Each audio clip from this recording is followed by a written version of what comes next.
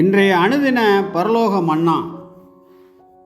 நாள் பிப்ரவரி 17.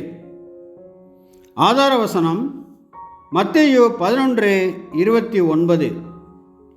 என் நுகத்தை உங்கள் மேல் ஏற்றுக்கொண்டு என்னிடத்தில் கற்றுக்கொள்ளுங்கள், அப்பொழுது உங்கள் ஆத்துமாக்களுக்கு இளைப்பாறுதல் கிடைக்கும். இதன் ஆவிக்குரிய விளக்கம்: கிறிஸ்துவின் இந்த நுகத்தை ஏற்றுக்கொண்டவர்களுக்கு சகலமும் நன்மைக்கு ஏதுவானதாக இருக்கும் என்று தேவ வார்த்தை உறுதிப்படுத்துகிறது. சுமை எவ்வளவு அதிகரிக்கிறதோ அவ்வளவுக்கு ஆசீர்வாதங்களும் அதிகரித்து கொண்டே இருக்கும்.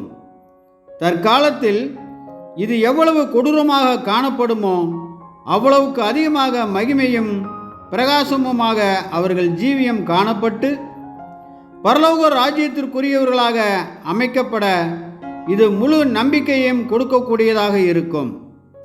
இந்த மேன்மையை நாம் முன்வைக்கும் பொழுது சகல பாரமும் இலகுவாகவே காணப்படும். மேலும் கிறிஸ்து நம்மோடு இருப்பதால் இந்த நுகம் மிக மெதுவாகவே காணப்பட்டு சுமை லகுவாக்கப்படுகிறது. ஆமென்.